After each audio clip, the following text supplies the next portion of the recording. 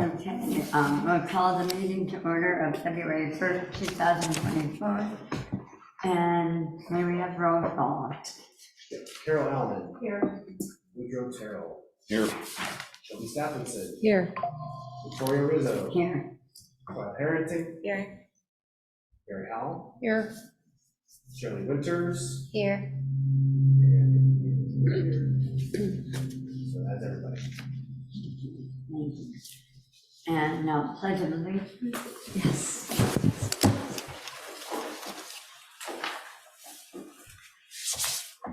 I pledge allegiance to the flag of the United States of America and to the republic for which it stands, one nation, under God, indivisible, with liberty and justice for all.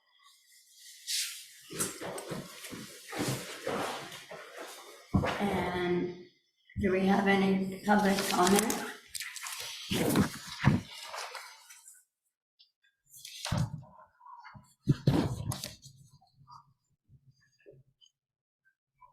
No public comment? Make sure they can hear us. Paula, can you hear us? Yes, I can. Thank you. Thank you. Okay. If everybody had looked over the meetings, does anybody have any changes on the minutes of the meeting of last month?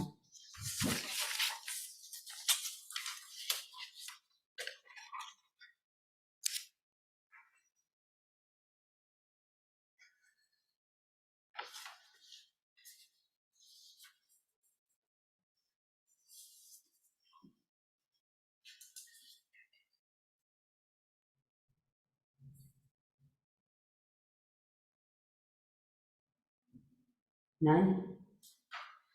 I can make a motion that we, approve the minutes of January. A second, Brenda. Okay, thank you. The minutes have been approved. Oh, all in favor, sorry. Aye. Aye. Minutes are approved. Okay, I know you just got the email of the reports today, but we're gonna go over them right now, the law enforcement report. Good evening, Honorable Chair, members of the committee. I'm going to go over the law enforcement reports for the time period of January 1st through January 31st.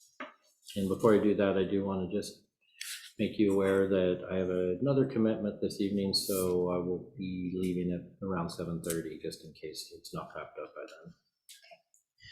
then. In looking at the reports, for this current 31-day period, there were 827 calls for service. That is up substantially from the previous 31-day period and up slightly from the previous year's 31-day average. So in looking at where some of those impacts were that might have raised that, there was a substantial increase in extra and targeted patrol. Also, premise checks about doubled, and also a substantial increase in other call types, which in looking at the month we had related to weather, I would imagine were a lot of things like hazard vehicle checks and things of that nature. And I would anticipate that probably a lot of these the extra patrols, the premise checks were probably related to power outages and weather related issues through this month. So I think that that's a pretty typical of what we would expect to see in increase in calls in those particular areas. There were 395 dispatch calls for service and 432 self-initiated calls for service. Of those calls for service, there were 52 emergency priority 1 or 2 calls and 249 non-emergency calls.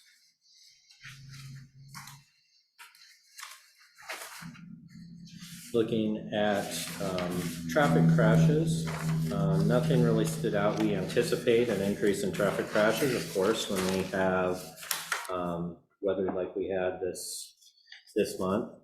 But I did think it was interesting to note that of those traffic crashes, the greatest number of them were all non-injury, so that was fortunate. So very small number of injury crashes reported.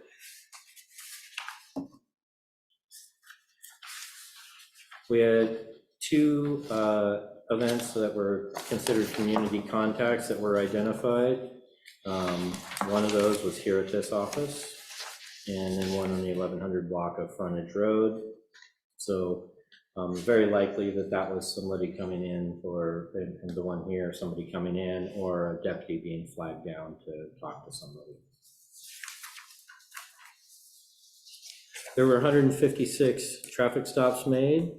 119 of those resulted in warnings issued. 14 non-criminal citations were issued.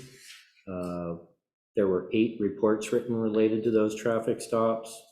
4 of those resulted in a cite in lieu arrest, and 2 in a physical arrest.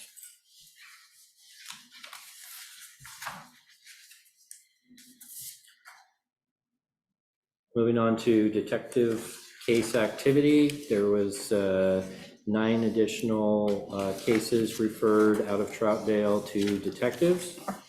Of those cases, some of those were disposed, and there was 1 case from this month that was disposed, and 3 previous month cases were disposed by detectives. So as you can see there to the left, that those are the types of dispositions. They were either inactive or suspended, so due to a unwilling victim, or it was found that there was no criminal offense, or they found it just to be an unfounded case.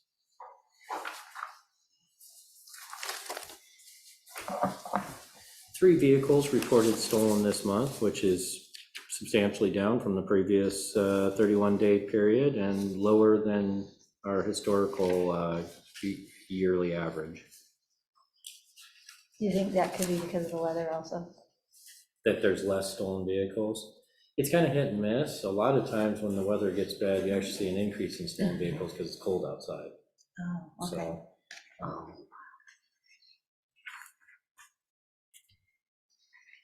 Looks like they're still targeting those Kias though. always. Yes. And the vehicles recovered. This again doesn't give us a number. I don't know. You would think that if it were 0, there would be a 0 there. So I'm continuing my work with our statistics gurus to find out why this isn't providing that number, or if it is actually indicating that's a 0. And looking through the call log, it's pretty typical this month. There was nothing that really stood out. I did think it was interesting or of note that of our emergency calls for service, the greatest majority of those this month were disturbances. And of our non-emergency calls for service, the greatest number of those were welfare checks, which makes a lot of sense because of the cold weather and people being concerned about others. So that pretty much wraps it up. Unless there's any questions, I would be happy to at least make an attempt at answering, or at least figure out an answer for you, find out an answer for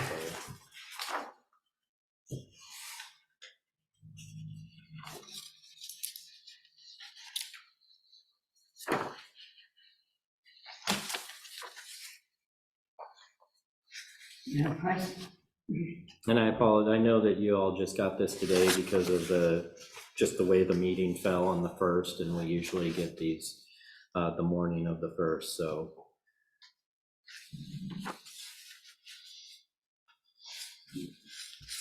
Can you refresh my memory about what a disturbance is and the different priorities of the type of disturbance? So basically a disturbance is essentially, I mean, exactly what it says. It's any type of disturbance that doesn't fit into another category. As example, like a domestic disturbance, those have their own category. So it's essentially any kind of problem that may not fit into another category. The differences in priority are based on a number of things, but it could be the fact that maybe the disturbance is, somebody's reporting a disturbance where people have separated or gone their separate ways. Obviously, if there's a disturbance where there's a weapon involved, that's going to be a higher priority than a disturbance maybe with just two people arguing at a store or a restaurant. So basically anything that involves a disturbance, but it can't be categorized somewhere else. Just for my own knowledge, it says disturbance domestic cold. Does that mean nothing happened? No, that means that it happened at a previous time and it's just now being reported. Oh, So okay. cold incidents, anytime you see that it's a cold incident, that means that it happened some prior time and they're reporting it. Okay. And that will also be one of those things that reduces the priority of it. If it's in progress, it's occurring right now, that's going to raise that priority Sure. level. On the 28th, the robbery, and it's got the priority H. Do you know what that what that code means? And are you at liberty, or do you even know where that actually occurred? Let me find the call here. You said it was on the 28th? Yes.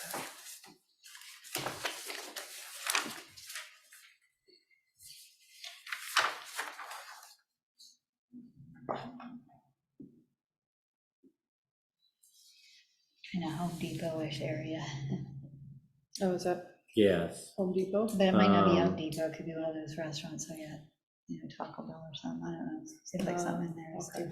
like one. So I can tell you, give you a little bit of insight into that call. Sounds like an individual at that location was saying that someone stole $100 from them and threatened them.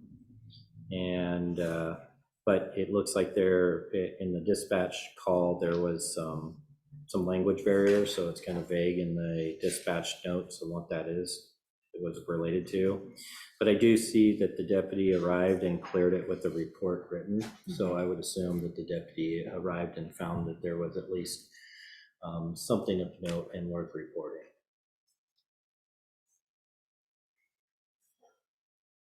So it was a business, or we don't know? Let me see what that address comes back to.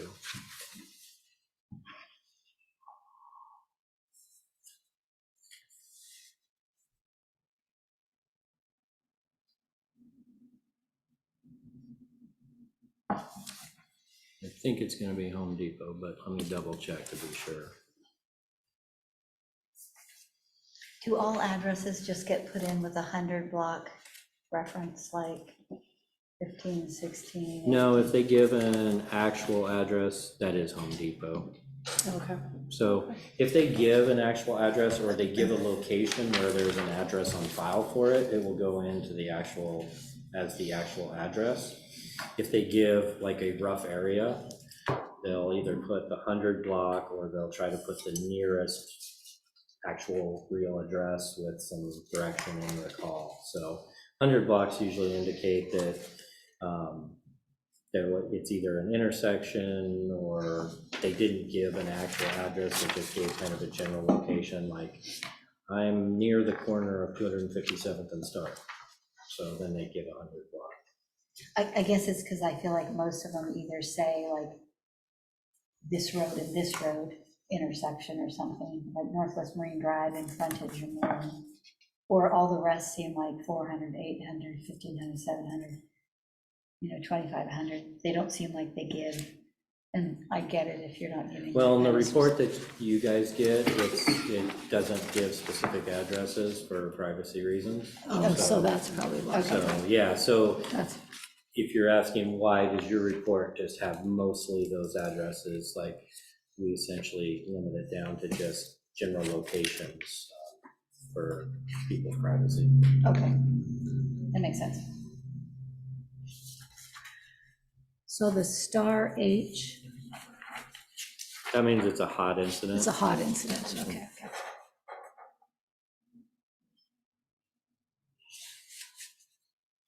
I noticed a couple of suicide attempts have the same address on them also. I'm sorry? Towards the end of the month, there was a couple of suicide attempts at the same address. Okay. So,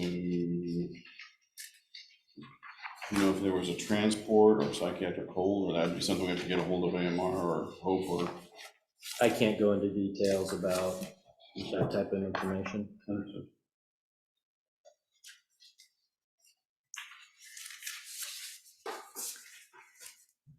Any other questions?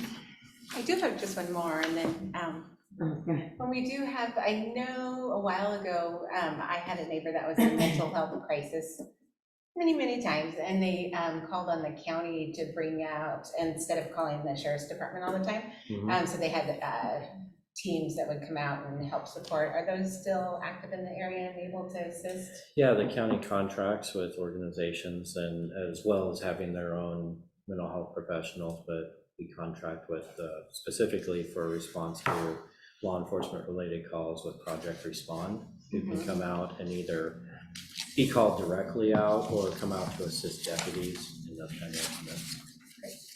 And I will actually note that we are in the final stages of hiring our own behavioral health and mental health professional who's going to work closely with our HOPE team, but also be available for other types of call. And that'll be a non-sworn civilian employee.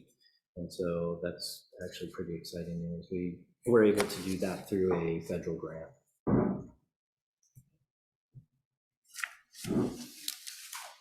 Paul has Paul's hands up. Paul? Thank you, Victoria. I have a question on the traffic accident reports. I saw at least 3 at 257th and Cherry Park. And my question is, how do we know whether it's Post Office Cherry Park or High School Cherry Park?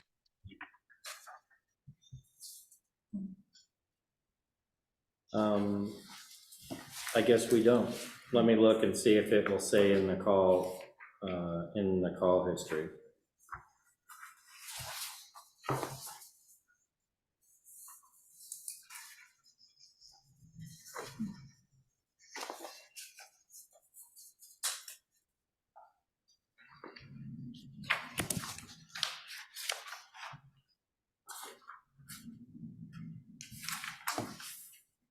What dates were those, sir? So I can look at the call log. I see the 16th. There's a couple toward the bottom. Let's see, 26th and 29th, maybe. 26, 29, and there was one toward the top also. 16. January 16.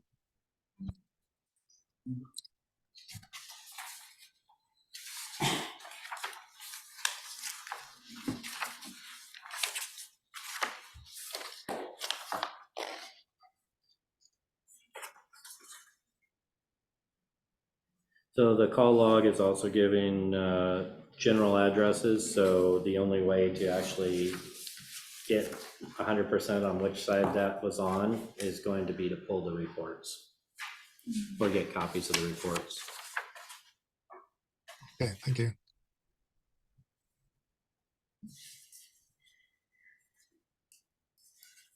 Any other questions?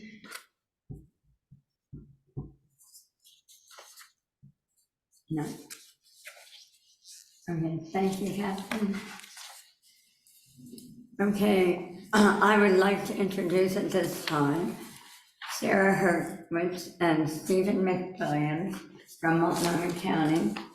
And they're going to present on the 257th improvements. And welcome, thank you.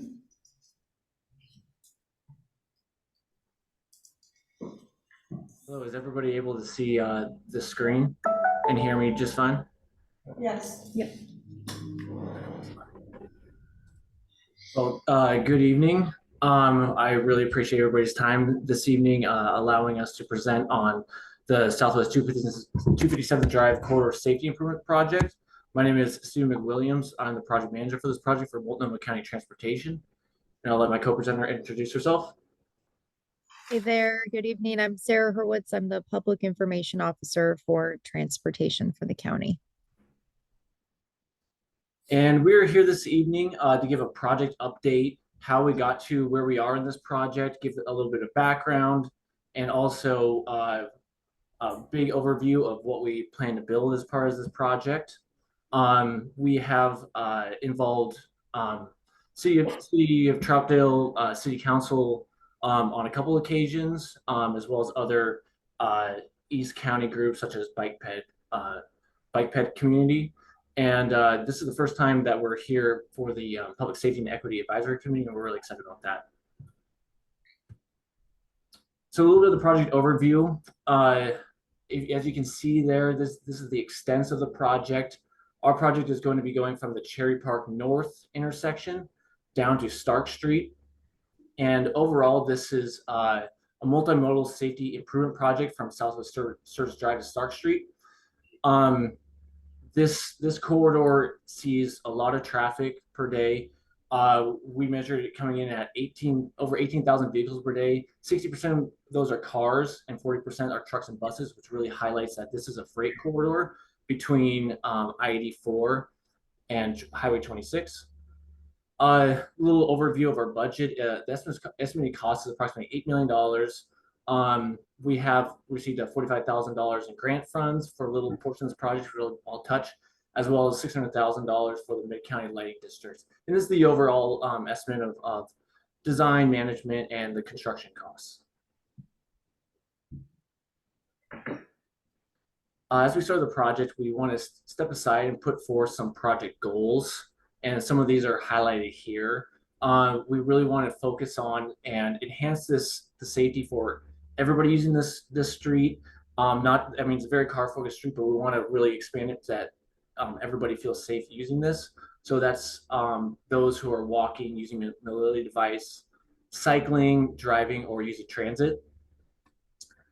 And in that, we want to make it a comfortable space that attracts other users to 257th as well, rather than just cars. And part of that too is we want to maximize community benefits by building the highest priority improvements. And this was done through a robust outreach program as part of this.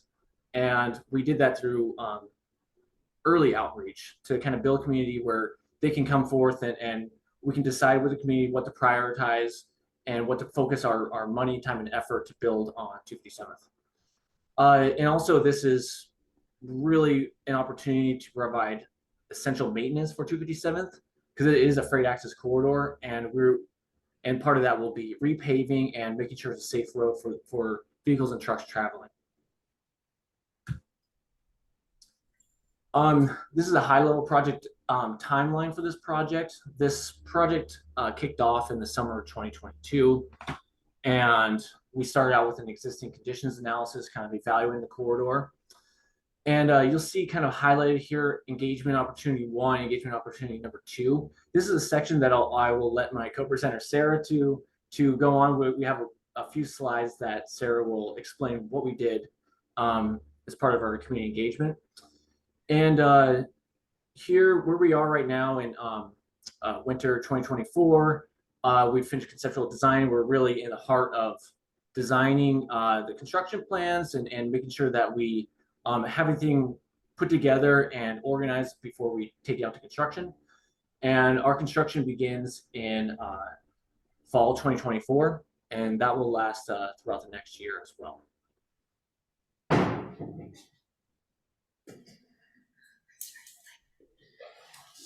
I'll take these slides. All right, so one of the first things that we did for public outreach involved a survey where we asked people to talk about the issues that they think are on 257. So some of the biggest concerns that they had about potential safety, things like that. And if you look at the results here, we had more than 100 folks say that they had concerns about existing intersections and crosswalks. Others, the top other two that were tied, people said there were too few locations to safely cross the street and that there were sidewalk obstructions. We had more than 200 people respond to the survey initially, which was great. We were really able to get some robust feedback from the community. And also just to give you a sense of who the people were that took the survey, there was most of the participants drove, and then we had some smaller portions who walked and biked and took transit through that corridor. Most of the people feel uncomfortable biking the corridor. I mean, I'm sure you guys are familiar with 257th. People drive fast. We have seen that out on that road. And then most are also somewhat uncomfortable with walking in that area as well. Next slide, please, Stephen. It's some of the numbers and the things that we did. So we sent out postcards giving folks a heads up about that first survey. And this was it within a fourth of a mile, Stephen? Is that right? Yeah, a quarter of the mile of the corridor, yes. Yeah, so more than 3,000 postcards went out to residents within a fourth of this project area, a fourth of a mile of this project area. We had more than 200 flyers that were distributed. So this went to neighboring businesses, people in the area. And then, like I said, we had more than 200 responses, and we did have that survey in English and Spanish for the community. We had 2 walking tours. So I think we had Victoria on one of them.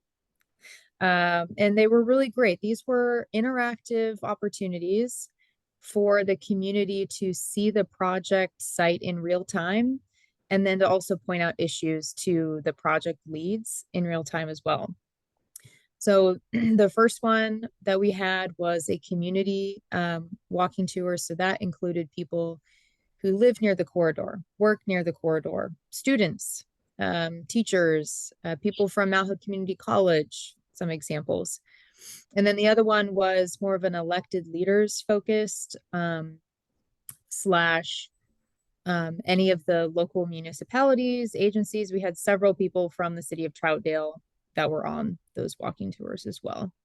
We held focus groups for the top non-English speaking communities near the corridor. This was based on census data. And then we also briefed several different community organizations. And we tabled, so we set up a couple of tabling events. This was fun and entertaining. The first one we did was at a Reynolds High School football game. And we got some interest. I'll just put it that way. But the one that really seemed to have some good traction wasn't at the Gresham Saturday Market one. We had a lot of folks show up for that and ask questions. Next slide, please. So when we talk about these focus groups with the communities, the non-English speaking communities, the top, first off, sorry, my screen is like, I can't read all the stuff here. So Vietnamese, Arabic, Spanish, and Russian, those were the top communities that were identified by census data who primarily live near the corridor. We asked them the same questions that we did on the survey in English and Spanish. And these were conversations that were led by CELs. Those are community engagement liaisons. These are people who speak the native language. They have built rapport and trust with the communities. And so they're really able to have a good dialogue with these groups. Some of the things that they said, so first off, nearly all the people drove exclusively. The top issues that they identified along the corridor was better lighting, addressing speeding. A lot of people said speeding, from elected leaders all the way down, all the way to the community walking tour. Widening sidewalks and replacing curb ramps. And there was strong support for better crossings with pedestrian activated signals. That was something that students brought up a lot on our walking tours. because they feel that they have no safe way to cross the road. And in one case, they were saying, so right at Cherry Park at the school, they often felt that they didn't have enough lead time to actually to cross the road. That many times they would get into a situation where they felt that the car was gonna, turn right into them. Next slide, please. And then, okay, so we took all of that. We took all the feedback of what people thought were the issues. And then we went back out to the community and said, okay, based on what you said, what do you want to prioritize based on a certain amount of funding that we have as far as improvements to the corridor? And these were the top things that the community told us: improving sidewalks, slowing down fast moving traffic, new signalized pedestrian crossings, improving existing traffic signals, and repaving the road. Next slide, please. And I think, oh yeah, okay.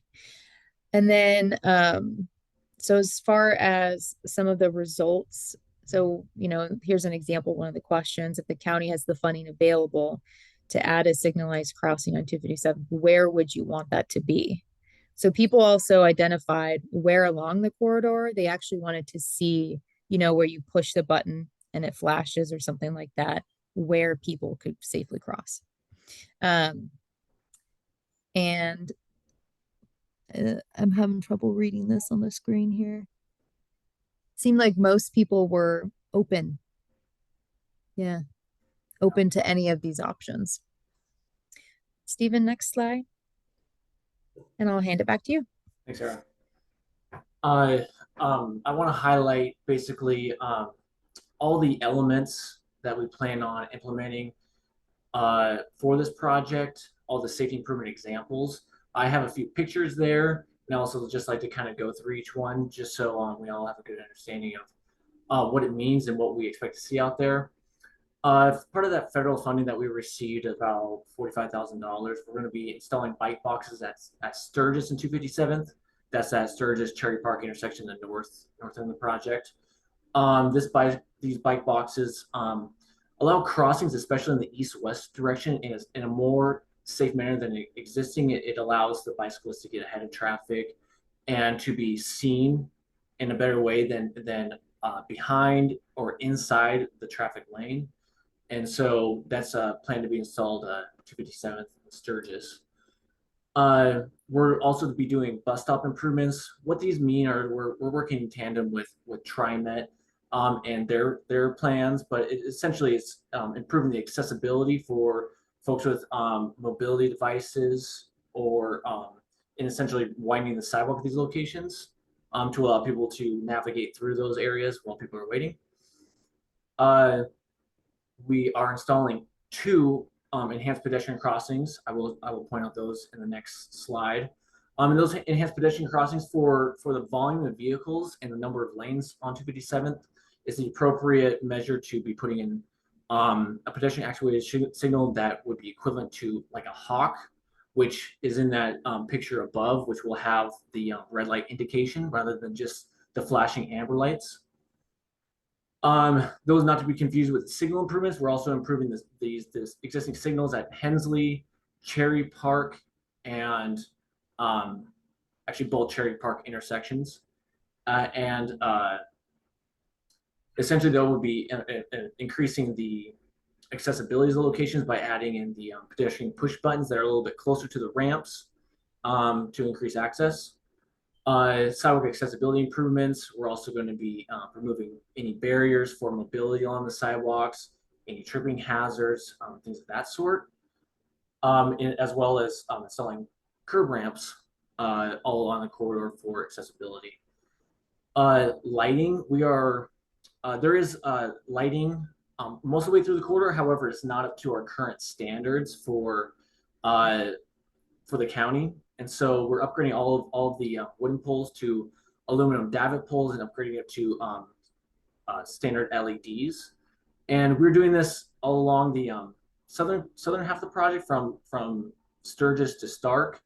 And we're also going to be upgrading north of the project too. That's the only section that I want to just highlight that's outside of that map that I first showed you.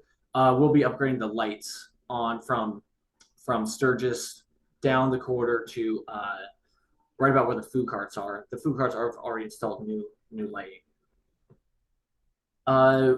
We are implementing some traffic calming measures to address the speeds. We plan to, with repaving, we have an opportunity to reallocate some of the lane widths with our restriping schemes. So those non-freight lanes, we plan to narrow just a little bit by half a foot, narrow a little bit of the median. This is known to slow fast-moving traffic down while maintaining our freight mobility. We plan on a couple locations installing radar feedback signage. These will activate when folks are going higher than the speed limit. It will also shut off over a certain speed, so it is not a high score attraction for people trying to race through there. We'll also, with the reallocating some of that space and reallocating some for restriping the corridor after paving, we have an opportunity to widen the bike lanes just a little bit to add a little bit of a buffer. There'll still be most likely the 5 foot width, but it will have about a half foot with double striping to allow a little bit of a buffer to separate some of that freight lane to the cycle lane. We'll also be repaving from Cherry Park South down to Stark and doing some other treatments to increase the life north of there. And here is kind of a map of where we're placing these modifications. And on the left, this is right about Hensley Street up to Cherry Park there. And then the right map is Hensley South down to Stark. Up north there, you see where we're selling the bike boxes and all of our signal improvements, which include all 3 of the existing signals out there. And then you'll see there the red or orange. Those are the locations of the enhanced pedestrian crossing. We're installing one at that 17th Way area. There's a bit of a connection here, an opportunity for crossing to connect the neighborhoods to different areas of the high school where we observed a lot of students and people tend to cross in this dangerous location, and it allows just an opportunity for a safe crossing in this area. We're also installing an enhanced pedestrian crossing on 28th. This is a chosen spot to connect areas of transit, as well as connecting the neighborhoods on the east to the shopping center down near Stark Street. This area also, I believe in 2021, saw a traffic fatality as well, a pedestrian. And part of that is addressing this is a known problem area. And unfortunately, not on this map, north of Sturgis Drive, we are replacing the light poles and bringing the lighting up to current standards.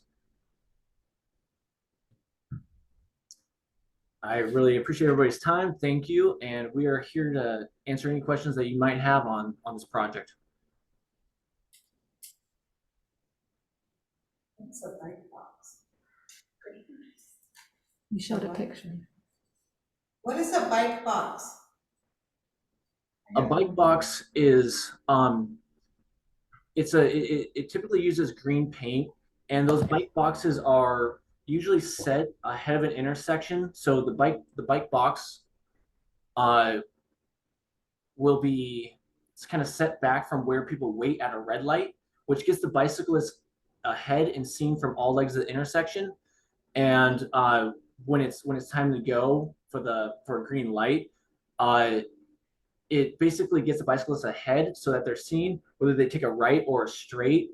The vehicle behind them will be having to yield to the bicyclist first, rather than, it prevents essentially, if a bicyclist was in a bike lane, they're not seen by the person waiting for the red light. And if they need to take a right, it clears up some of those right hook collisions that have been seen for bicyclists trying to go straight in a vehicle turning right. That's kind of the idea, among others, for the purpose of a bike box, to enhance visibility of a cyclist and give them right away in a signalized intersection. Even, do you want to scroll back and I think there's a picture there that they might be able to see again. Yeah. Oh, that's Yeah. good.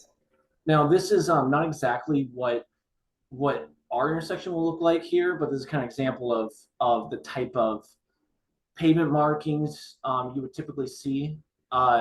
This here is kind of is installed to get the bicycles off the roadway. This is actually a bike actuated signal. So if you're on a bicycle, you can, without stepping off, you can press that, and that should actuate a signal, and then that will allow the bicyclist to go. But this is more of an example of the pavement markings and symbols that you typically see.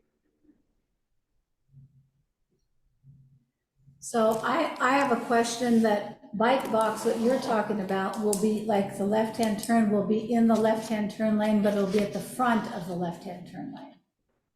Is that what you mean? In the example of, or at Sturgis Street or Cherry Park, we would be installing, for example, a bike box in the main lane. There is a right turn lane and there's a center lane, and now it helps the east-west connection.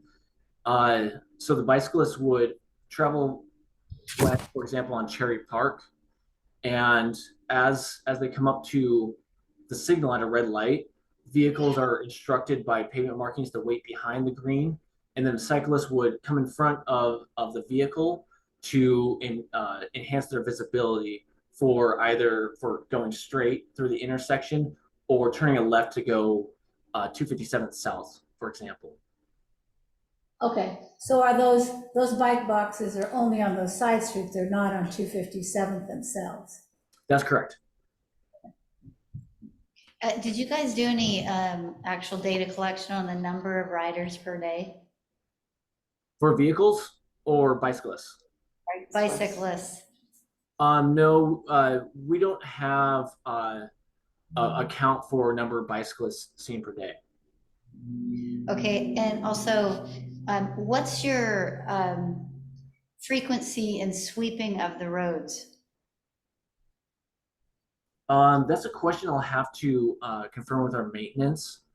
I believe it's on a schedule for sweeping, but I'm not exactly sure what their schedule is, whether it's once a month or every couple of months. I'm not entirely sure. I can ask and return that. I walked on the tour and I also participated in at least one of the surveys. And I'm a bicyclist, and I do know that I avoid 257 bike riding because the corridor that it is, because the amount of junk in the road where the bicycle lane is. So as much as I appreciate the lane, I've said it before, I think you just make a lot of people extra angry when you start taking away any parts of a lane to trim it down and things like that. So that's my 2 cents. I hear you on that. I mean, if we improve the bike lane and make it a little bit more comfortable and there's still broken glass in the lane, I can see how that makes it nil. So currently, obviously, because of the ice storm, there's been nothing to sweep it, but of course there was nothing to sweep it before that either. And there is so much junk, you couldn't be on the sidewalk or the street. And actually, if you were in a wheelchair, I feel for you, because even with the ice melted, there's so much stuff on the sidewalk, you couldn't do it. So the freight corridor itself lends itself to lots of extra junk in the road. So. Yeah. And that's a conversation we're having with our maintenance, either increasing some of that interval. I know if we jump from the bike lanes to the sidewalk, we also see lots of debris as well.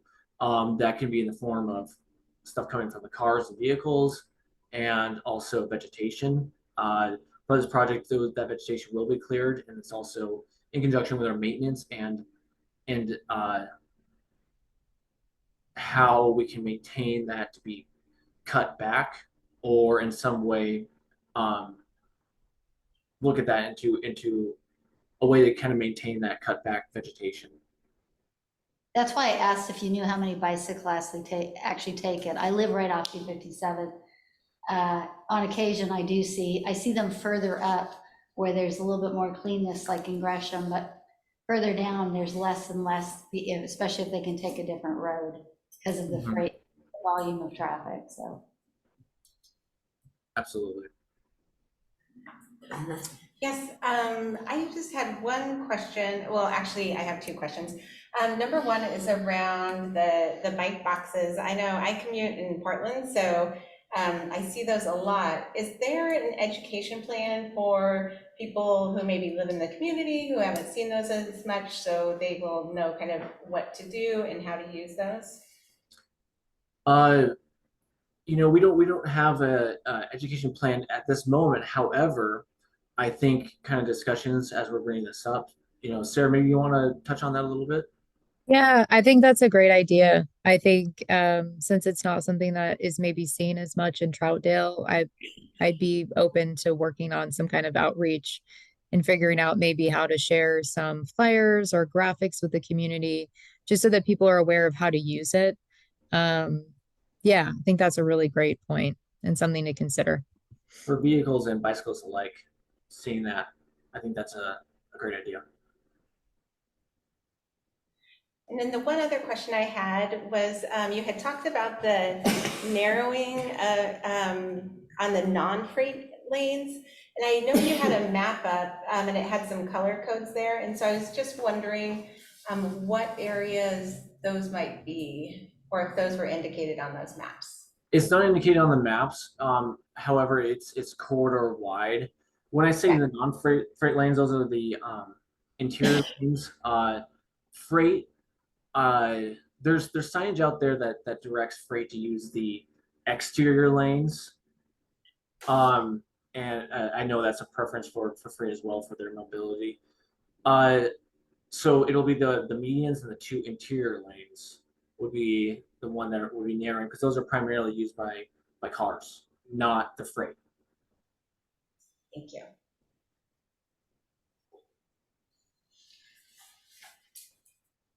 Okay, then I just had the other comment that I think bicyclists will be even less apt to when they're driving next to a truck, being with these big freight trucks on this corridor, to want to take that lane when these big vehicles are going to be next to them. And do we know, have we seen this done before where we narrow lanes, and are there more accidents if we've got narrower lanes on a freight corridor? It just seems like a freight corridor should be a freight corridor. Yep. And we should be, I guess, looking at other ways to put bike lanes on less busy roads to increase biking, because I don't want to ride a bike on busy streets, so. I agree. 257th, before this project and after the project, will likely be known as you know, experienced bicyclists. Use 257th. I know there's you typically want to pull bicyclists off into, for example, Troutdale Road. It could be like a better bicyclist route, or through some of the neighborhoods, because it is still a freight corridor which we can't really get away from. However, we just want to, as much as we can as part of this project, improve the safety of the cyclists, get them a little bit away from the trucks more than they are now. Give a little bit of a buffer. You know, that's what we're trying to accomplish. Just improving the safety of the cyclists as much as we can as part of this project. And as far as narrowing lanes, now this is a traffic calming technique. We wouldn't want to do that, narrowing lanes and putting trucks closer to the bicyclists. This is not about putting anybody closer to anybody. It's about the narrow lanes, and we're just talking about a half foot total, you know, going down from like a 12 to 11 and a half. And it gives an opportunity to reallocate for the safety of cyclists, as well as when those are a little bit closer together, it's not expected that we would see increased accidents along the corridor. It would just have people be more aware and take those steps necessary to be within their lane and travel safely, and that is seen to lower speeds a little bit. It's a technique to just focus on lowering the speeds. And couldn't that be accomplished though by just lowering the speed limit by 5 miles an hour or something? Not necessarily. Now, if lowering the speed limit, whether it's appropriate or not, we've been looking into that, is seen to help in certain circumstances. It kind of depends on the road. It allows the sheriffs to enforce those speeds, but it doesn't necessarily mean that the speeds will actually be lowered. It depends on the context of the road, the feel of the road, and people who drive it. Sometimes those speeds are just ignored, and if it's comfortable to drive at 40 or 45, it's seen to be more likely to drive at 40 or 45. Now, we have taken some speed data along here, and there might be some opportunities to lower it, and we've been looking into that. And if the road is fit for a lower speed limit, then we want to implement that. But lowering the speed limit is not directly correlated to lower speeds, unfortunately. Okay. So can you tell me what kind of statistical data do you have that shows that a smaller lane has slowed traffic down? It's I don't have the statistical data in front of me. We're using kind of like national FHWA proven countermeasures for safety in streets, and that's kind of just a strategy that's been implemented throughout the country. And the statistics of it, I don't really have in front of me. However, it has been proven through statistical data brought up by FHWA, and as well as some other proven safety countermeasures to enhance safety along roads. So I have a couple things. So when you talk about narrowing roads and you talk about all this data, I don't drive down Portland because of those roads, because you've narrowed roads to make more bike lanes and things widen. I'm really concerned about, even though you're saying it's by what, a half a foot or whatever, it's a busy road. You have freight up there, you've got 911 up there, you've got, I mean, it is constantly busy, and you're talking about narrowing one of the roads. I've got real concerns about that. I think you're just gonna, to be honest, I think you're gonna be making people in Troutdale angry on that street, is my prediction. The other one is, we're investigating red lights, and yet you're saying you're putting in red light? Because we haven't even discussed that as a city yet, nor have we approved it in our plan. Are you referring to the pedestrian actuated signals? Those are just for pedestrians. Theirs will be set up so that once they're pedestrian actuated, they're the hawk signals that are for pedestrians, and it does have the blinking red that allows a yield to go through the light, but it also does do a solid red actuation. It's not a full signal like you see at Hensley or the other signals there. It's primarily for vehicles to stop when a pedestrian is ready to cross. Can you pull up an actual example of that for us? In the top right here, this will be similar to what would be seen out there. Okay, you can't show it to us in action, like a little video clip? So, okay. It's pretty simple. So you push the button, you wait, it turns red, people are able to cross. Yeah, A lot of these all over the metro area. What it will do when it's activated, there's actually a few ways to do it, which hasn't been completely determined yet. But what it usually does is it blinks red as a notification to begin slowing down, and it'll blink red, and then it'll activate red, and then that's when the pedestrian is expected to go, and it will then blink red again, and that's indicated for vehicles to yield to any additional pedestrians that have not made it through in the solid red sequence.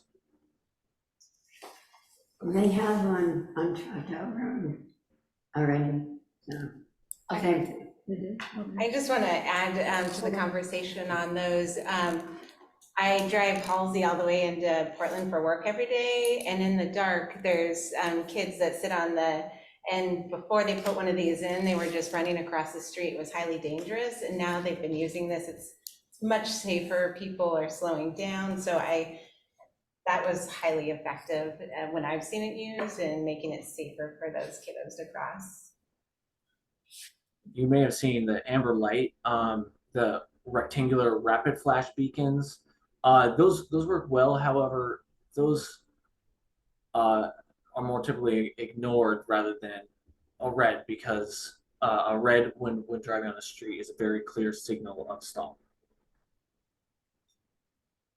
I can appreciate it. I'd worry about big traffic having to come to a stop and yet one more stop. Now, maybe that tells them to go a different way. I don't know, but in the end, it seems like we talk about, oh, we worried about like areas heating up so much, and there was some distinction in sort of areas there, heat maps or whatever they referred to, and then also the level of pollution that starts to form with the more vehicles that stop.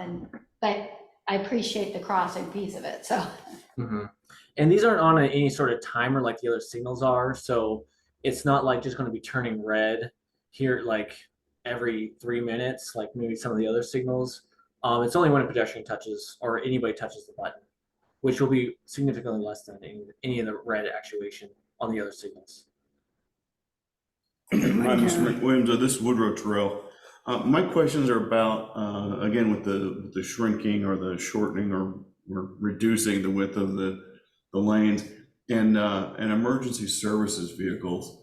So I know that our big engineering trucks for the fire department and AMR, they're wider than Chief Bledsoe's cruisers, considerably wider.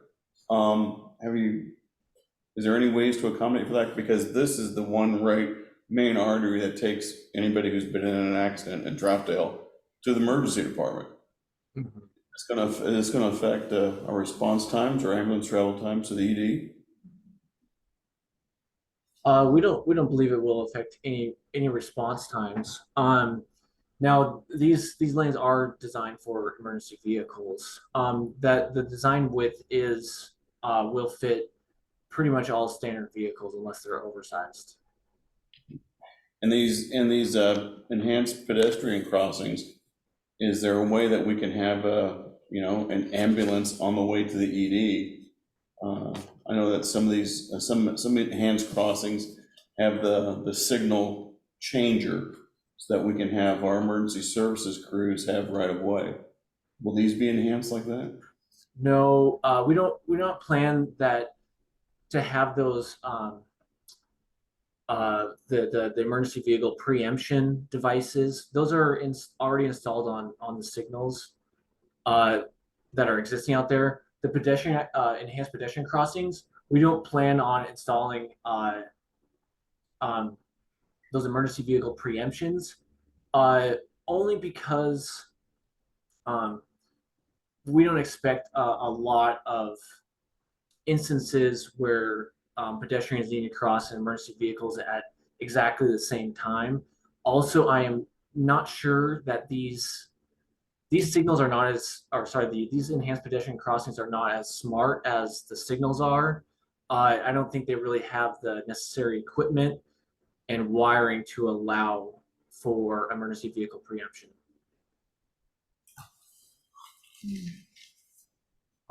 Mary? I'm all for the pedestrian crossing and such, but I am concerned about the narrowing of the lanes.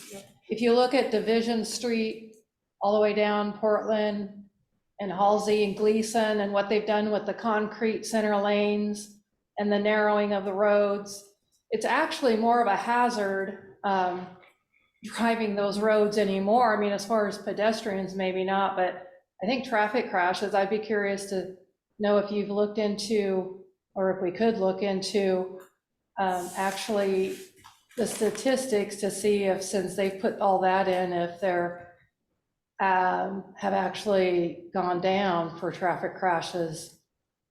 Because you have big buses that go through there and it's a mess. And I do try and avoid those roads because of that. So I I'm concerned about 257th being kind of, with the narrowing of the lanes so much that it's going to, make people more tense when you drive because things are too close, especially with the freight going up and down. That's And just my opinion. Here's a question to the rest of the committee. What would be an alternate travel route? I mean, if we had a freight truck who didn't want to come down the new enhanced 257, where would they go? Well, I can tell you right now, Troutdale Road is horrible because they're avoiding all these other streets. And they're, in the morning, when I try to get to work at 6:30, I'm telling you, I'm waiting at least 5 minutes just to get out of my street because cars are going constant. And it was not like that a year ago. And so my concern is that all these enhancements, that it's going to affect Troutdale Road, where residents are, where bicyclists are. Yeah. I don't see many bicyclists on 257th. And so my concern is we're making all these accommodations. No, I could be wrong, but we're making all these accommodations for bicyclists, but they're not there on 257th. They're really on Troutdale Road or other safer roads, because 257th isn't safe in my book for that. And my concern is narrowing a road. It's not gonna make me feel safe. No, and honestly, what happens, I'm a bike rider, when I am on 257, to get across 257, to get into a neighborhood, to get to Troutdale Road, to get to where I want to, I have to be sometimes in the freight lane because there's so much junk in the bike lane. Yeah.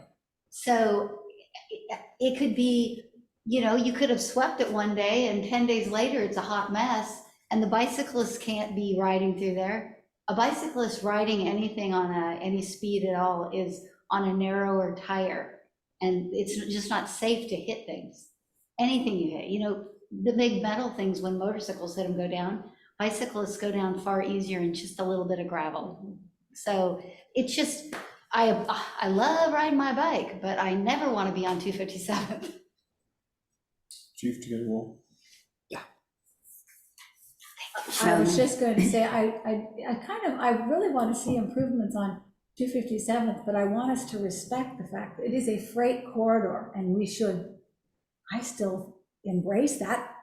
We need to still be able to get freight from point A to point B. Yeah. And we should embrace the improvements on other side streets, I guess, some of these. And on that same thread, I'm concerned about the emergency vehicles Yes. being able Yeah. to do what they need to do as Right. quickly as they need to do it. Yeah.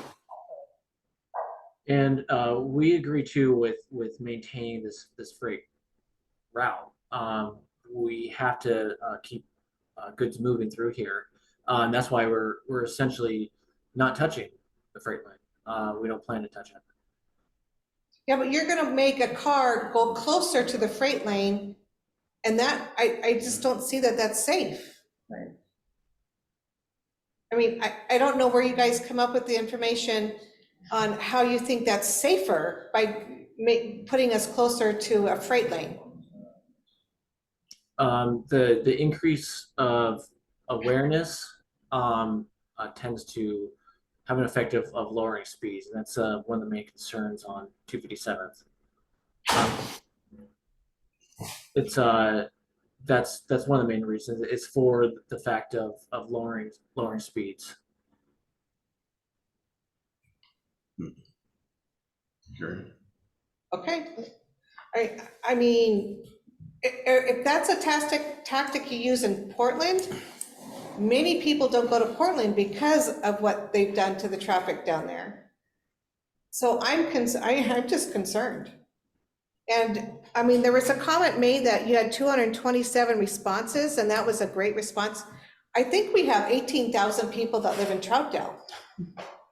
And 18,000 people, I don't think, knew about any of your meeting times, or, I mean, you just dealt with the people who are on the corridor that move in and out all the time. What about the residents that have lived in Troutdale for 20 years? I don't think they have a clue what you're doing. Did you get their input? We definitely, somebody's coughing. We definitely put the notice out in a number of different places. So we worked with the city of Troutdale and put the survey notification out in their newsletter. So that should be going out widely to whoever's on that. The city of Troutdale also shared out the messaging on their social media pages. So we worked in tandem with the city to make sure that the messaging was going out, not just to folks who live near the corridor. But you're right, we did have a number of folks who live near the corridor that obviously were on those tours, but it wasn't the focus just to have people that live near the corridor. And maybe that wasn't clear in what I mentioned. There were people from all over kind of East County that were a part of those walking tours as well. And we're excited because even though 200 might seem small to you, many times the amount of participation in surveys and things like this is much less. So we actually saw this as a win. But I totally hear what you're saying about the amount of people who actually live in Troutdale. And use 257th as traveling through 257th. Capturing all of them would be much more than, I mean, we see 18,000 vehicles just per day. Right. But we have a lot of people that come from Sandy and from all those other places that use 257th that I have a lot of concerns about narrowing a lane, especially when it's a freight route. It might give false sense of things are better, but it's just made somewhere else worse. Yeah. So rob Peter to pay Paul. Not sure it's the best idea. Agree. Yeah, because if we look at the history, so on over by where the Safeway was, what was that, 238, 242nd, 238. That was supposed to originally be a 4-lane, and they didn't do a 4-lane. They went back to, County should know this, they went to a 3-lane. And there was a whole discussion on why they widened the road, but they put sidewalks and they did all this stuff. Traffic's not any better. They changed nothing in They didn't do actual anything. lanes, not same number. And so my concern is, so then the traffic that is avoided there is now on 257th. Is that 257th traffic going to be on Troutdale Road? Because that's a major road, right? That can go right through. Who's going to fix 257th or Troutdale Road when 257th is a nightmare? Well, and your outreach to a quarter mile within 257th, I can appreciate, but it probably needed to be further than a quarter mile to really get all of the people that come up that way and experience it, because people that attend Reynolds High School go into all down in that Sweetbriar area and, and probably more than a quarter mile away, so. Yeah, and we worked with a teacher who teaches at Reynolds High School. So she connected us with students, probably, like a wide range of we weren't just trying to target students who live right there, but who attend the school. Well, I know I work at the high school, and my concern is the amount of traffic that's there, and you're gonna narrow. I guess over and over again, I'm just really concerned. I don't think it's gonna make it safer. Will there be a mechanism for feedback after the project to measure any of the concerns that it sounds like people have? Sarah, do you want to touch on that? I didn't understand. I'm sorry, I didn't hear what you said. I didn't hear what he said. Yeah, so Sarah. Oh, I said, Sarah, could you touch on that? Can you just rephrase your question again for me? Sorry. I was just hearing the concerns in the room, and I was wondering if, as the project is implemented and such, is there any measurements or avenues for feedback as it kind of progresses and finishes, if there are some unintended consequences? Well, we do have we have like a consistent web form that is set up throughout this project. So that would probably be the best way to provide feedback. I don't know how long those typically stay up. A web form is basically you fill out your name, your contact information, things like that, and then we'll get the note. So it goes to Stephen, me, a couple other leads on the project. I don't know how long those stay up though, typically. Typically they're up for the duration of the project, but maybe it's something to consider. Yeah, Um, I'm not sure about the web forms, but we have projects that have been completed for a couple of years now. There's still information on the project, and I'm curious if we can just leave the web form on there, which I assume we can. Because when we complete the project, we'll probably just keep the information up there for anybody curious on the website.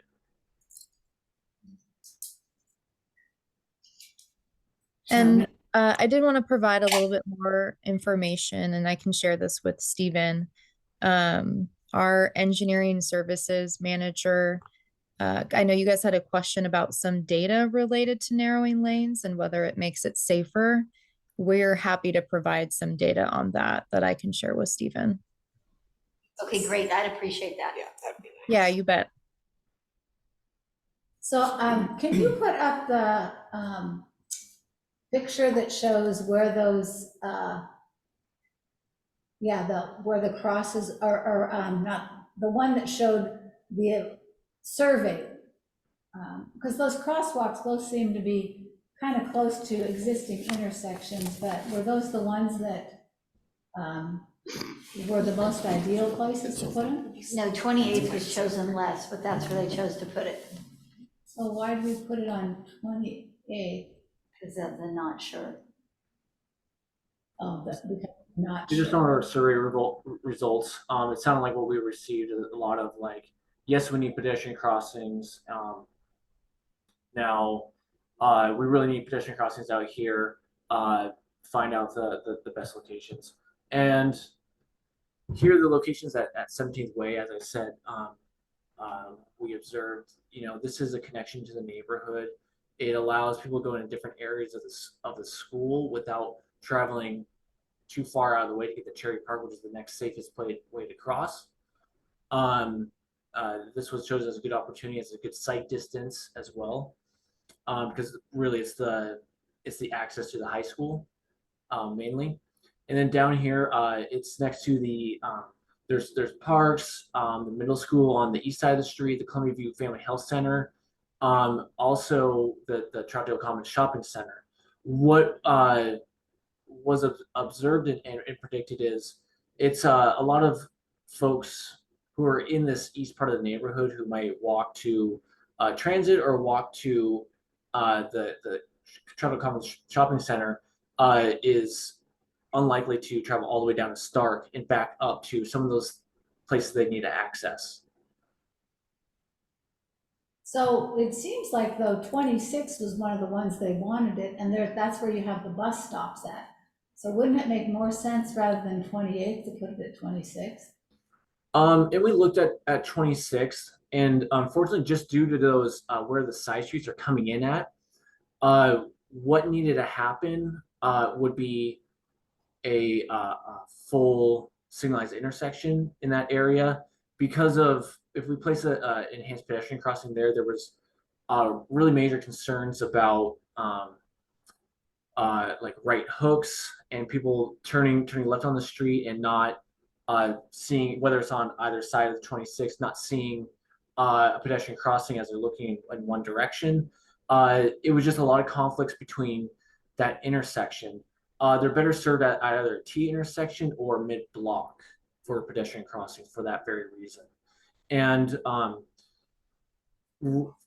putting in a full signal, first of all, this intersection does not really warrant a full signal, only because a lot of side streets don't see a lot of traffic coming in and out. And in addition to that, they're putting in a brand new signal is very expensive, and a lot of the budget would have to be allocated just to that. So those are just some of the reasons. Okay, it just seemed kind of close to existing lights, so I was like, well, shouldn't we spread them out, but whatever, I don't know. And then you talked about busing. So right now, the bus doesn't come like every hour. I mean, it's really, or it only comes like once an hour. How is that going to improve the busing situation, the transportation?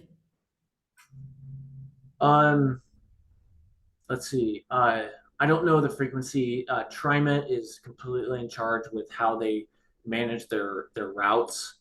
But what we can do as stewards and maintaining this road is making them accessible. And essentially, the bus stop improvements are widening the sidewalk in those locations um, to make them accessible up to TriMet's standards. We're also some of those higher uh, some of these stops see more riders than others, and once they meet a certain threshold, I think one of them will be adding like a seat, for example, and design the sidewalk to allow access around that. Okay, thanks. Is there anything developed there at that, maybe up closer to that Columbia View Family Health Center where the bus stops somewhere right there past Stark, a little bit north of Stark, and blocks traffic? And I imagine most trucks are switched over to the center lane then, in the diet lane, and trying to chug through because they don't want to get stopped by that bus all the time. Exactly. And I'm looking at this map, and quite unfortunately, I believe there is a bus stop just north of Columbia View Family Health Center. I apologize, it doesn't look to be on there. And also, I worked closely with TriMet, their services manager, to essentially maximize the benefits of these while we have an opportunity while we're doing work out there to put these stops at a more optimal location.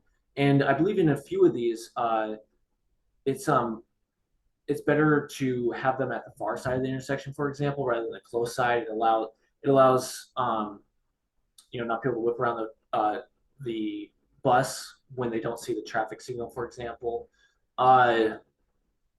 So we are kind of working on optimizing what TriMet sees as the safest place for bus stops for vehicles and their bus operators.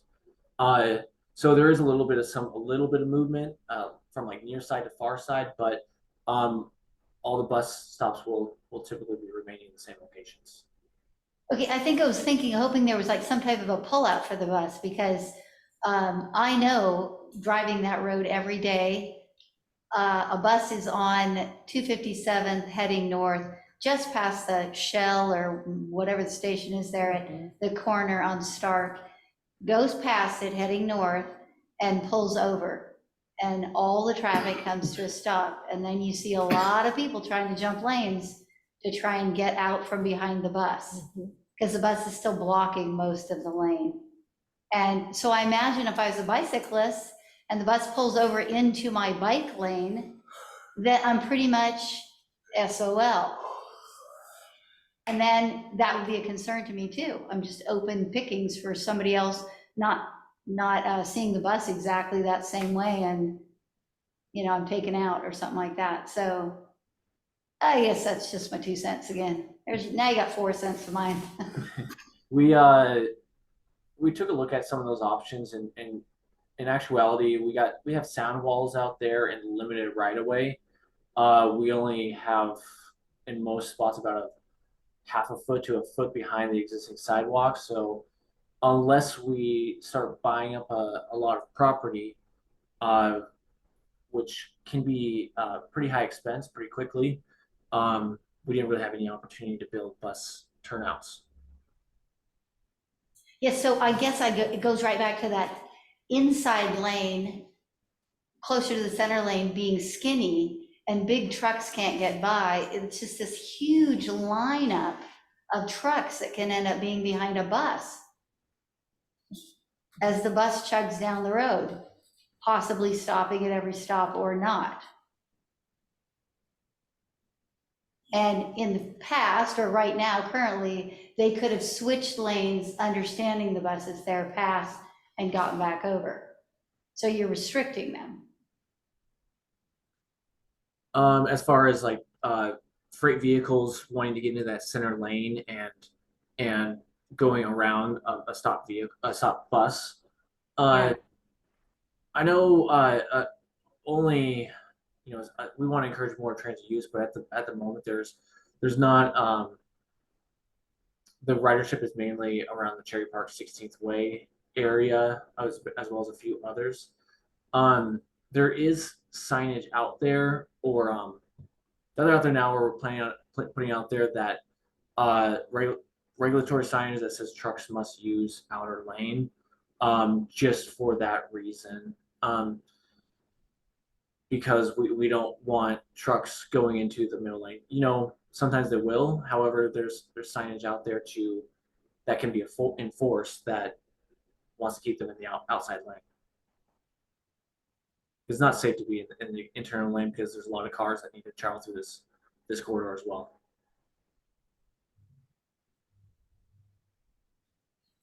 So, is this a done deal on the narrow lanes, or, I mean, can this still be changed if we talk to the right people? Because it seems like enough of us are concerned that maybe we don't think this is such a good idea.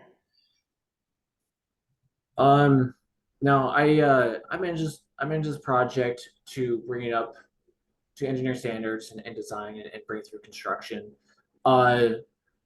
We feel we put the engineering judgment to here that this is a safe strategy to reduce the speeds.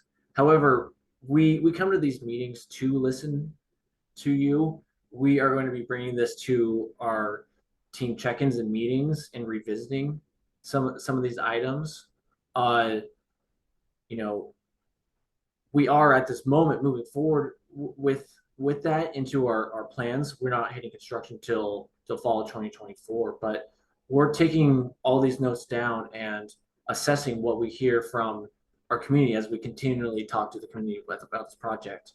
We're at a point where we have established most of what we want to put on this project, and now we're just kind of giving updates and keeping everybody informed.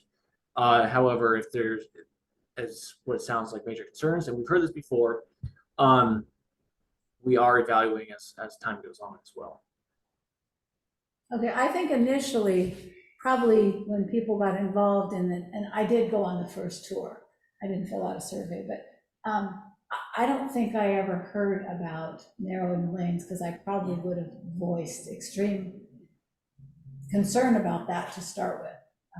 I just would have not made sense to me. So I just don't think people, that's where I think enough people probably don't know. They want to see traffic slow down. Yeah, I want to see it to be safer. I don't want to see us going too fast on this road, but I want freight and cars to still continue to be able to move through safely.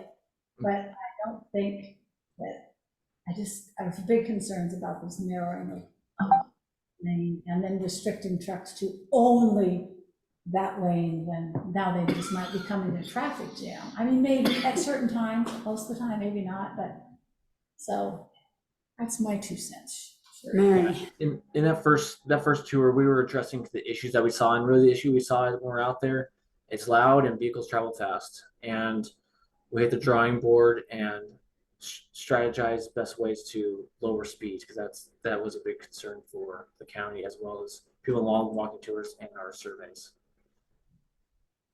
Mary, I was just back to the not narrowing the lanes and trying to slow. Could you explain again why we can't reduce the speed instead of narrowing the lanes again? I guess I didn't pick up on that the first time when it was explained. Reducing speeds just by changing the signage to whatever we want to see out there, you know, flipping it to a 35, or even if we put 20 miles per hour out there, it doesn't necessarily mean that people will drive that. Of course, people do want to follow the law, and we'll follow whatever is out there. And that tends to, if you don't improve the street that you know allows and not really forces, but makes the context of the street match as closely as possible to the posted speed limit, it reduces the discrepancy of people who are comfortable driving at this at this speed versus people following whatever speed we want to post. And those discrepancies can cause conflicts as well. So we want to be really careful about what the posted speed limit is versus what the context of the street will allow drivers to, what speed that drivers will drive along the corridor as well. On the south side of Stark there, it switches to 35. I personally think could just be 35 running all through there from, you know, post office up or whatever it is, and it would be totally fine, and it would slow down traffic. There's a natural curve in there that slows down traffic anyway, kind of switching back and stuff. So my personal opinion is that. I also would like to see the data, the actual data, statistical data on one compared to the other. And hopefully it's not like some of the other things I've seen where it's, you know, taken from Hawaii or something. I'd like to see some real, you know, comparable data. Well, this is Woodrow, and I could have sworn that in one of our previous meetings, Chief was telling us that when they had the hidden traffic cameras, the traffic speed sensors up, that still 80% of most people traveled that road at the speed limit. Right? Oh, right. So, I mean, it's, maybe there's a perception of they think that they're speeding, but if the actual data from the traffic cameras on 257 was showing that 80% of all traffic was obeying the speed limit, is there really a traffic problem? I would say too, one of the things, because I was on the survey, I mean, I did the survey and I was on the walk and I heard people talk. We were coming out of COVID where people ran a little bit amok on the road at times, crazy passing in the emergency lane in the middle and stuff like that, when there was less traffic on the road and they could kind of do what they wanted.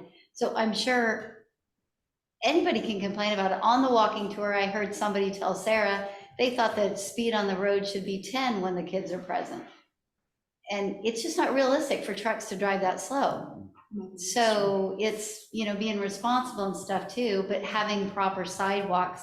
And, you know, there was overgrown stuff that blocked the school sign, you know, county hadn't done their job on trimming back some stuff.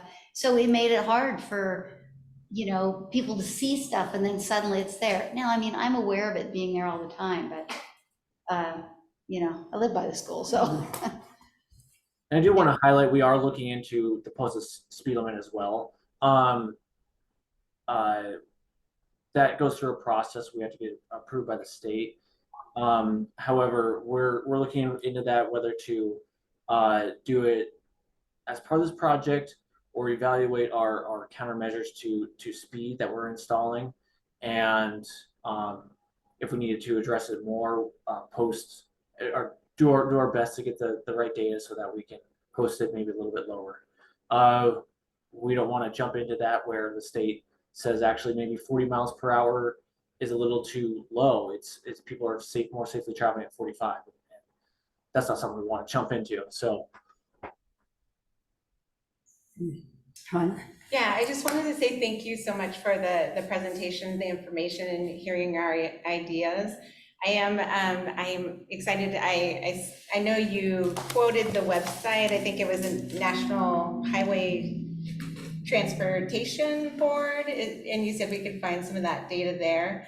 And I probably have the unpopular opinion in the road. I actually, if that would slow things down, because I know that's something I hear in all the committees I've been a part of. With just 6 inches, that would kind of be magical. So interested in seeing how this progresses. Yeah, and I think Sarah, did you say our engineering services manager will or found something that we can share? Yeah, totally. Yeah. So we'll have some information that we can share with the group. There's articles that talk specifically about this, that there's fewer crashes because it slows down traffic because the lanes are more narrow. So I'm happy to provide that. I'll just have to gather all the stuff first and then can share. Probably with Victoria, who was the one who contacted me about this, and then she can share it out to the group. Yeah. We have some people in the public that want to ask some questions. Tanny?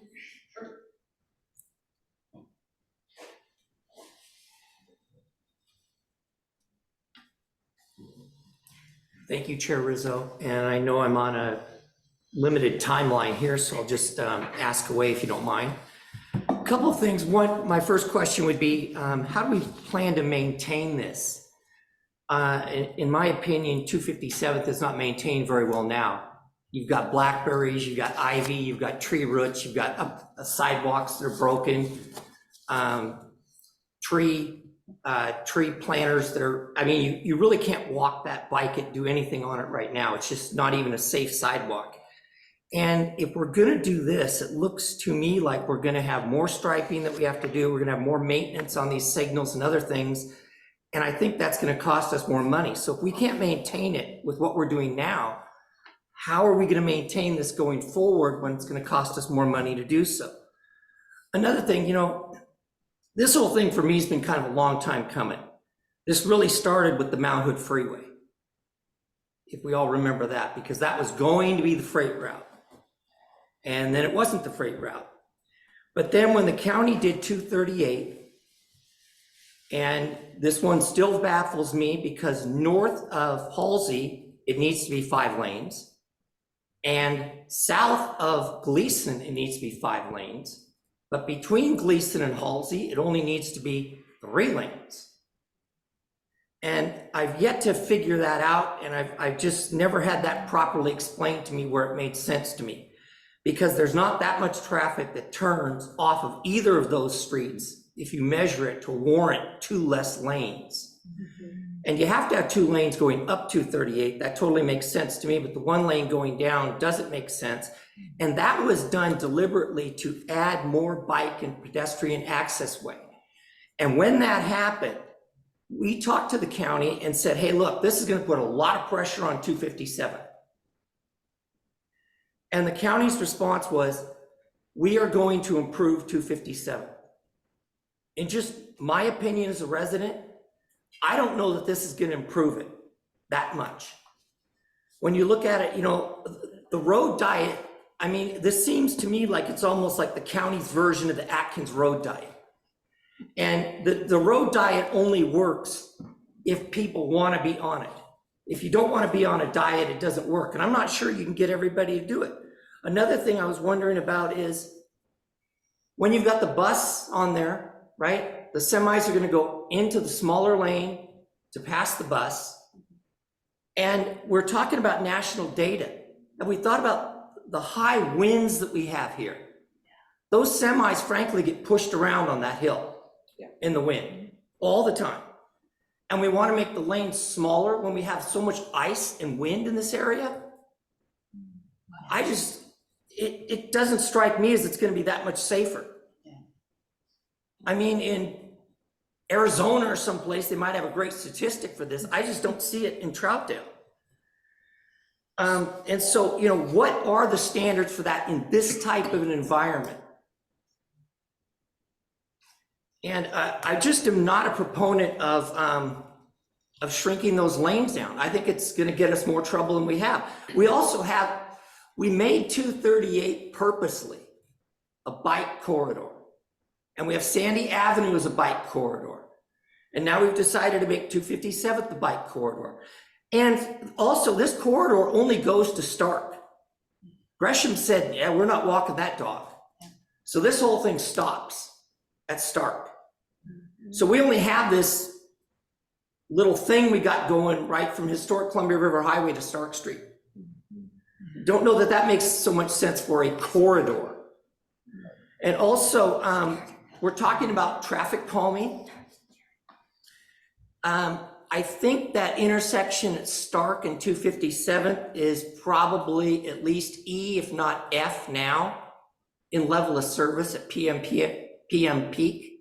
Yeah. Because we're backing up past Hensley and onto the Cherry Park intersection with that traffic that is going south down to PM.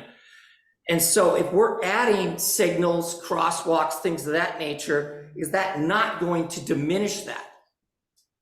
And if that intersection goes further, backs up further than Cherry Park, where the high school is, we're gonna have trouble. We're gonna have all sorts of problems of people running lights, going around other people. I mean, it's it's not gonna be the best of situations. And I don't know what the engineers have to say about that, but I would definitely think as far as traffic calming, a lot of that is gonna be solved by these crosswalks. So thank you for giving me the opportunity to speak tonight. Appreciate it. Thank you. Thank you, Ken. Did you see Paul? Paul, did you have anything? Yes, thank you, Victoria. My big problem is the enhanced pedestrian crossing at 17th Way. Number one, there's no street intersecting with 257th there. It's just a sidewalk. And the distance between a full signal at Cherry Park and a full signal at Hensley, it's probably measured in yards, whereas the distance between Hensley and Stark is probably a mile. So I don't understand putting a limited crosswalk signal between two full signals that close together. It just makes absolutely no sense to me. And as far as high schoolers accessing the neighborhood to the east of 257th, they're not going to save any steps going east. They're going to end up the same place whether they use 16th or Hensley. It's not a shortcut cutting through, making a crosswalk in the middle between those two. And I see zero benefit of that. Plus, as Tanny was saying, that's just one more thing to create traffic backups. If you're starting out from a green light at Hensley or Cherry Park, your car's not even going to get into second gear before you hit that flashing red light or whatever, however it's signalized. So, I mean, that 17th Way crossing is just ridiculous to me. We saw this as a safe crossing. It's a mid-block. It has good sight distance. It allows opportunity for that crossing. There's different ways to access Reynolds High School. We even just less than a quarter mile of extra walking is known for pedestrians to not walk that extra quarter mile will cross an unsafe location essentially.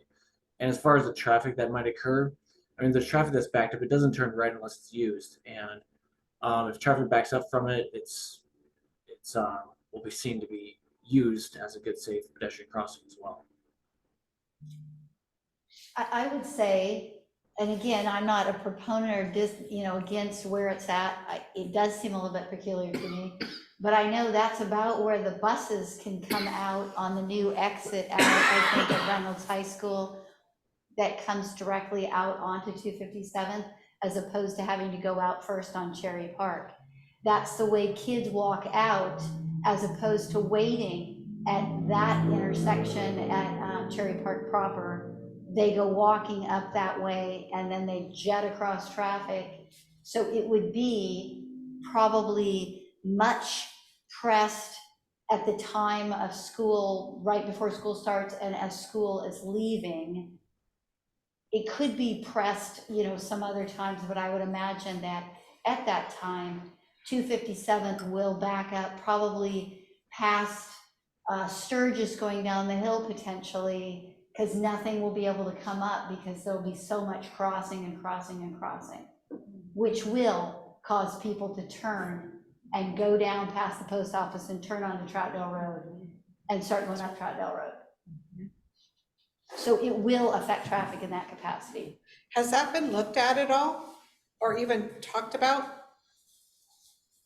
We do know during those times where school is starting and let out, there's a lot of students that walk in this area that spill out into the street at Cherry Park.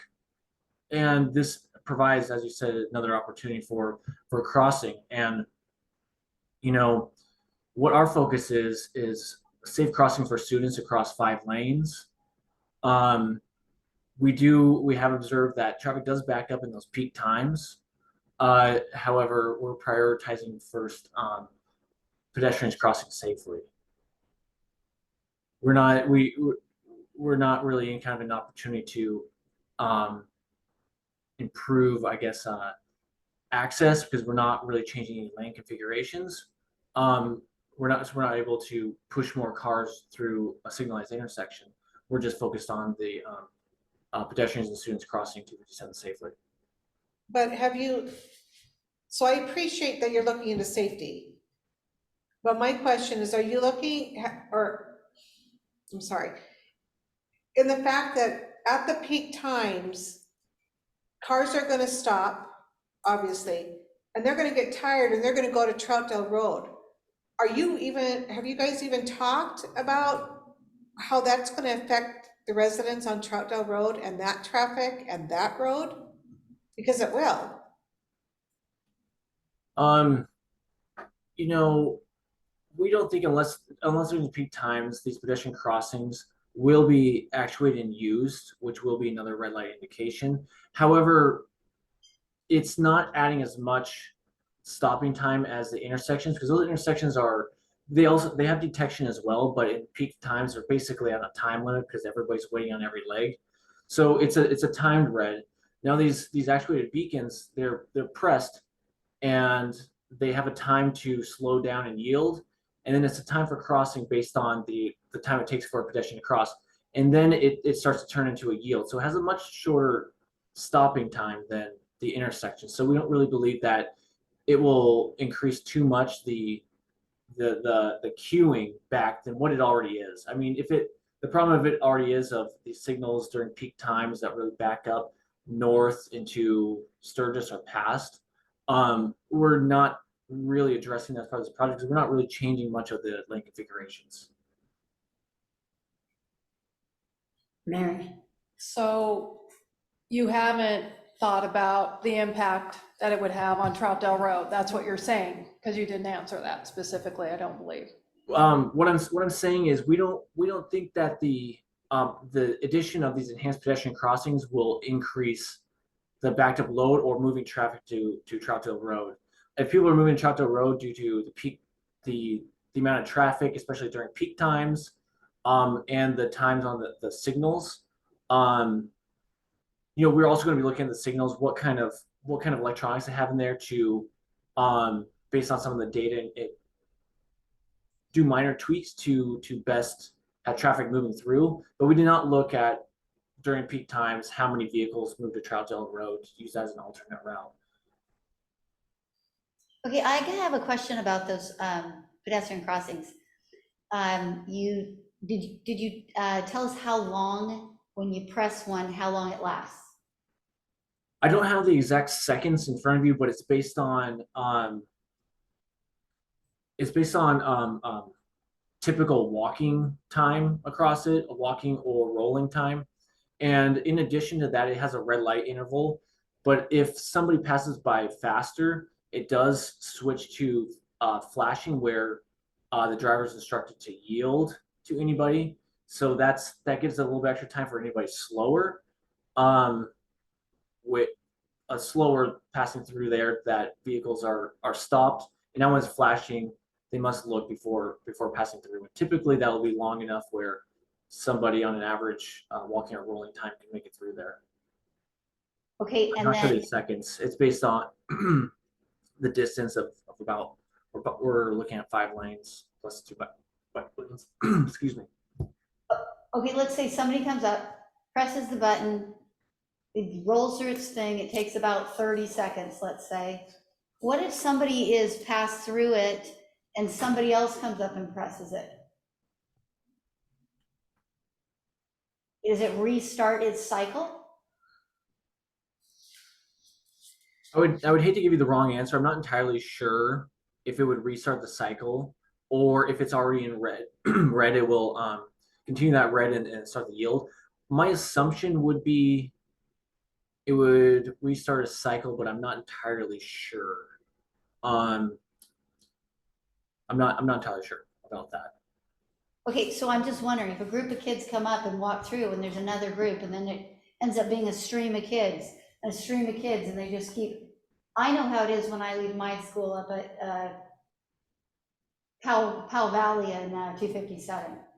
And you go there and the kids leaving my school as they're crossing, it's a good thing there's finally a time when they can't cross, because they lollygag and everything else, and they're in traffic. I mean, it's just like, it could take a really long time. It can be frustrating to people, which is what we end up with in front of school.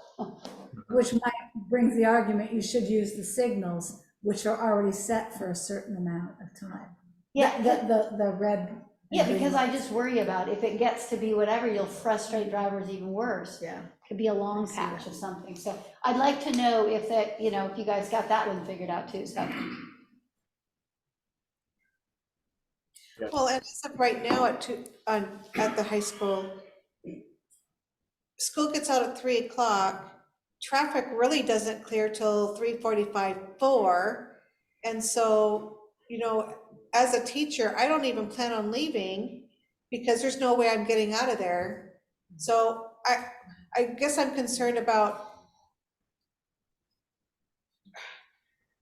just the frustration level that's gonna cause if kids are lollygagging and, you know, they go every 5 minutes or whatever, then traffic's gonna keep on stopping. It's gonna take you a lot longer to get out of Cherry Park. Yeah. Because, I mean, it could be a good 45 minutes before you can even leave the high school out of that parking area as it is. So do you see the concern that we have on just, it's already a big issue because it's a high peak time, and then we're gonna add this other, I mean, I'm just concerned it's just gonna add more time.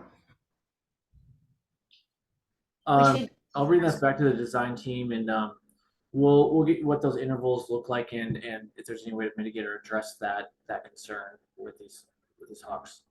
I mean, I appreciate the two of you being here and presenting and listening to us, especially me. I know I'm really frustrating, but I appreciate you listening to me and my concerns and my thoughts on the whole thing.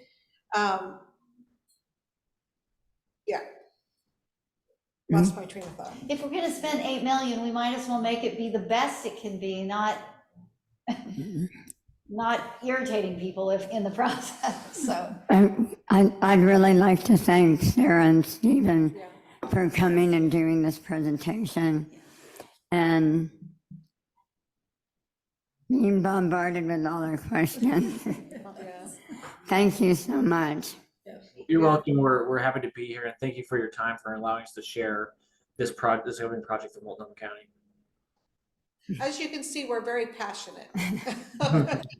Not a bad thing. Passion, you know, I understand it's your community, right? So you want to get it right. I totally understand that. We will, I'll pass along some of that data to Victoria to help you guys out so you can better understand the narrowing of the lanes piece. And then I can also pass along our engineering services manager as well if you have any other concerns or questions. Yeah, we got a few things to circle back with the hawk cycle and everything. Yeah. All right. Thank you guys so much. Take care. Thank you. Take care. Okay, next on the agenda is update on our safety survey working group. Did you guys decide? You can just have 2 if you want. We can't have more than 3. I understand that. Yeah, but I mean, I don't think we fully, so the communication via email, I think, broke down a tad. And so I know I said I would step away because I know the other group that's kind of a branch of this has started back up again, the public safety work group. So I'll be busy with that if the rest of the group and you guys have great ideas. And so I'm okay with stepping aside so that we don't have quorum. you still want to be on it, Sherry? I mean, it's fine. I just didn't want to. I mean, I know No, you were I'm on it fine. first. So Sherry, Shelby, and Mary. Okay. And you guys can decide on your meetings and then present next month. Okay. And then we Actually, Ray will be here, so we can go over it with him too. So next month's agenda, we'll go over the safety survey, and Ray will be here.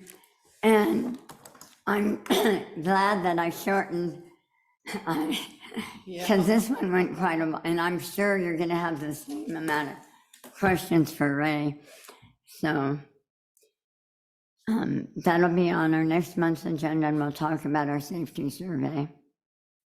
And confirm the meeting March 7th at 6:30. And any committee comments? Mary? Wow, what a lot of information. Good. Yeah, just thank you, everybody who came here tonight. I thought it was a good meeting. And yes, great discussion from everybody. I appreciate everybody's perspectives and hearing that piece. Just one brief comment on safety. Just a shout out to the city of Troutdale. Earlier this week when we had the high winds, another tree came down on Sandy, and it was 5:30 and they still came out and got it out because we still have some lights out from the storm. And so they were great and responsive and took care of it. So people didn't run into that. Okay, I really have nothing except it was a good meeting, and thank you, Tanny, for testifying. Appreciate that. And appreciate everybody's comments. Shelby? Again, great meeting. I really do appreciate everyone's passion and good thoughts and bringing up important stuff. So thank you. Very good meeting. Thank you, everybody. Roger?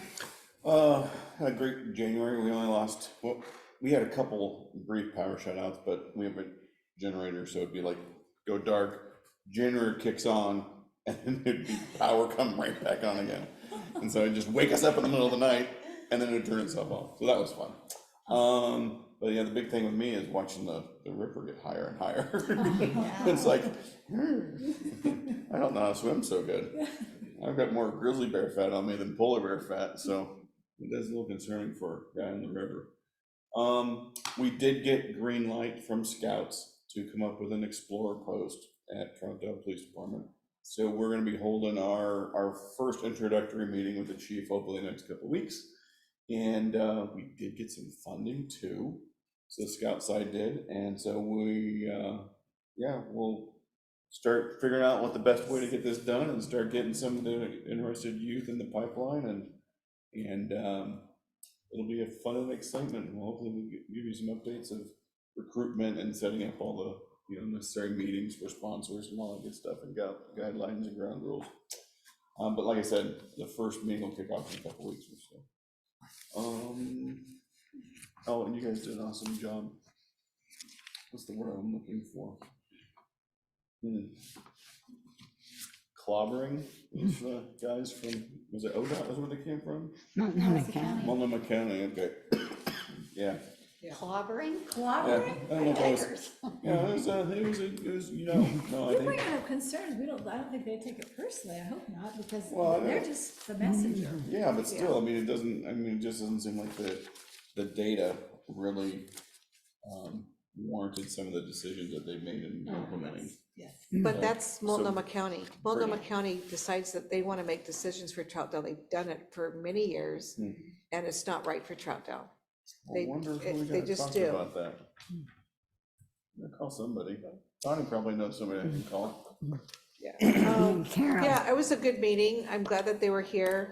I'm just really passionate. I mean, I know that it affects Troutdale Road, and for them not to think it's even gonna affect Troutdale, they're in some zone of not really understanding how Troutdale works. And I just saw what they did on 238th and 242nd or whatever. I mean, it's a nightmare over there.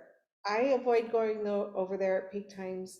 I don't want to be able to avoid 257th. I'm really concerned about the narrowing of the streets. I mean, that just blows my mind.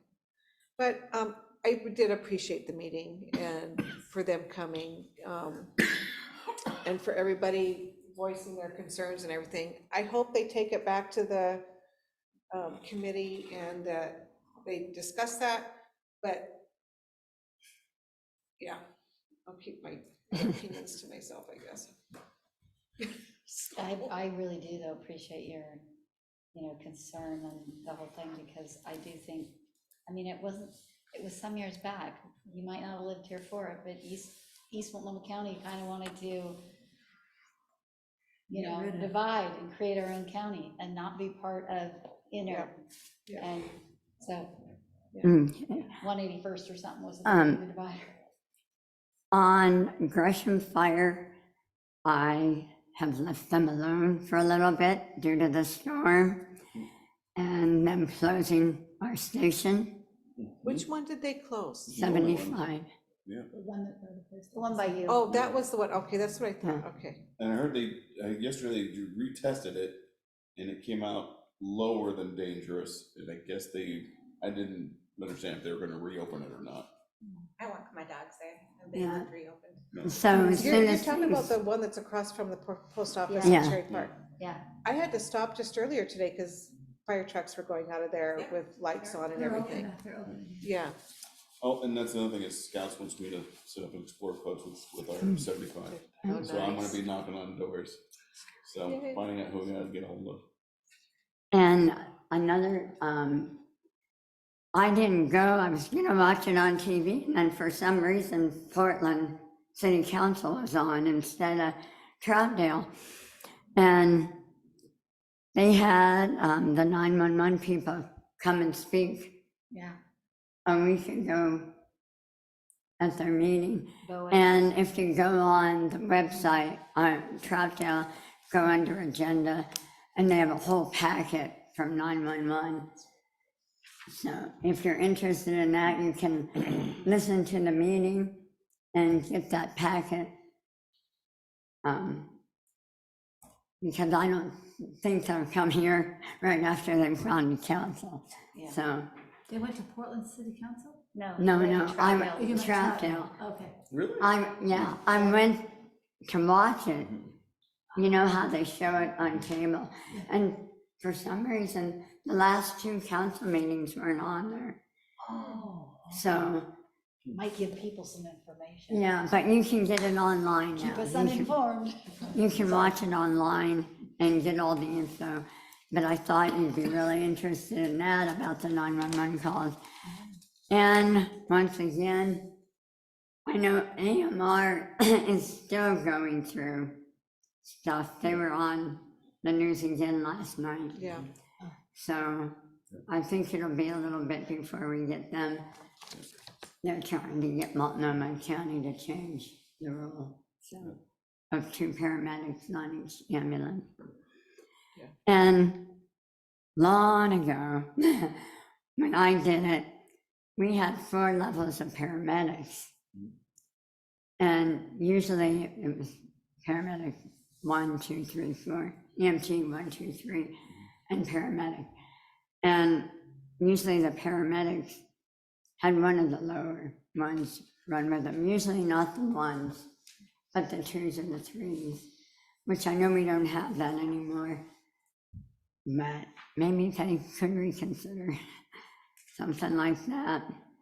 Because I guess the paramedic union doesn't want to run with just a 1 or just a basic EMT.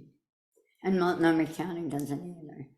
And they're losing people and they're getting tired. And so, Well, and the other challenge of, from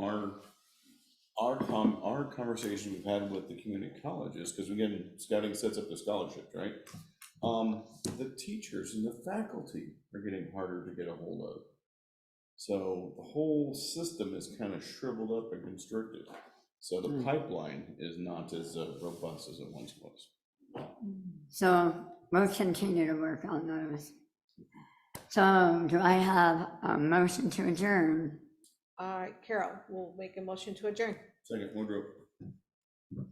Okay, Want to think about that? ready? Whatever. It passes, we are adjourned. Thank you.